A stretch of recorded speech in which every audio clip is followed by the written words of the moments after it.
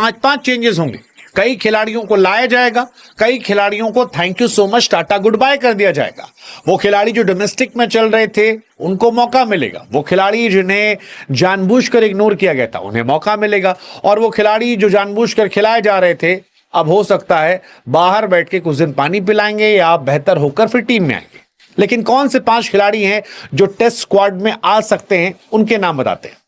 और 5 खिलाड़ी, अलग अलग कहानियां हैं, एक ही साथ बता दें या अलग अलग बता दें?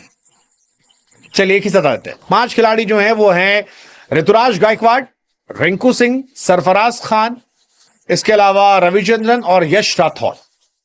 ऋतुराज गायकवाड़ 3 नंबर की लड़ाई लड़ेंगे, रिंकू सिंह जो है वो 6 नंबर की लड़ाई लड़ेंगे। और ये इसलिए होगा क्योंकि इंडिया एक नहीं बल्कि और ये परेशान करने वाला था। और इसी के बाद बहुत सारे सवाल जो थे वो उठने शुरू हुए कि भाई साहब क्या चलेगा। ऋतुराज गायकवाड़, मैं पहले भी कह रहा था, अगर आपने पुराने वीडियोस देखे होंगे तो मैंने वहां कहा था कि जरूरी हो गया उनको लाना, क्योंकि अगर आप शुभमन गिल को रिप्लेस कर रहे हो तो एक ढंग का बैट्समैन ले आओ, technically sound batsman. Ruturaj Gaikwad को हर आदमी कहता है कि यार वो टेक्निकली साउंड है।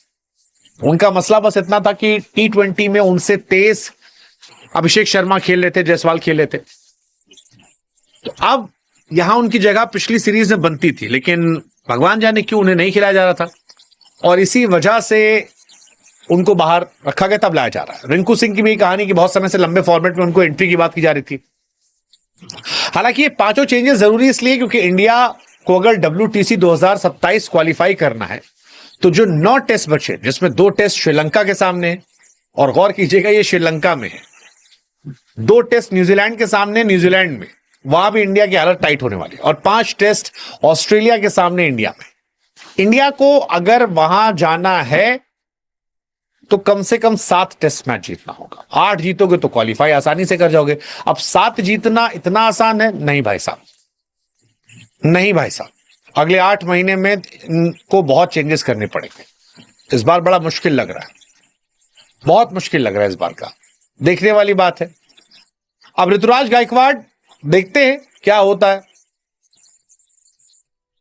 चल गए तो अच्छी बात है, हालांकि ऋतुराज अच्छा तो कर रहे हैं। ऑस्ट्रेलिया के सामने उन्होंने शतक लगाया था, बाहर बैठे थे, अब उनकी वापसी हो रही है। 17 शतक, 17 अर्धशतक, 84 इनिंग में लिस्टे में हुए थे, अब उनकी वापसी हो रही है। ओडीआई में भी आ रही है, बुची बाबू में शतक लगाया था, दिलीप ट्रॉफी में शतक लगाया था, रणजी में भी लगाया था, साउथ अफ्रीका के सामने भी शतक लगाया था। लेट्स सी, होप कि वो अच्छा करे। सेम कहानी रिंकू सिंह की है, रिंकू सिंह भी अच्छा कर रहे हैं, उनका एवरेज 59 का है। बैटिंग मिलना चाहिए था, नहीं मिला फर्स्ट क्लास में, उनका मतलब अच्छा खासा रिकॉर्ड उनका है, अच्छे प्लेयर हैं, सॉलिड प्लेयर है। लेट्स सी क्या वो बेहतर हो जाएंगे। मतलब 37 वाले खेले तो 57 खेलते हैं। सरफराज खान की भी कहानी है।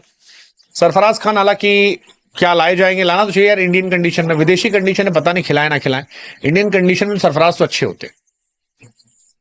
एक लड़का और है रविचंद्रन। रविचंद्रन का जिक्र इसलिए हो रहा है क्योंकि 13 मैच में 1180 रन के आसपास है, 78 का उनका एवरेज है, और रविचंद्रन के बारे में काफी चर्चा चल रही है। सैयद मुश्ताक अली में रन बनाए थे उन्होंने, तो लेट्स सी, देखते हैं। आरसीबी के ट्रायल में भी गए थे, वहां नहीं पिक हुए।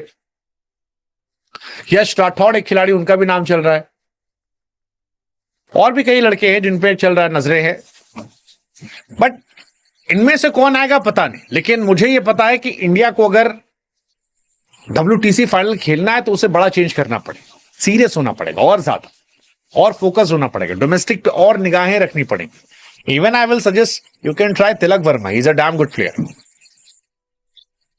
Can try. बट जिसको भी ट्राई करो लॉन्ग रन दो, मेहनत कराओ, लेट्स होप कि अच्छा करे। Let's just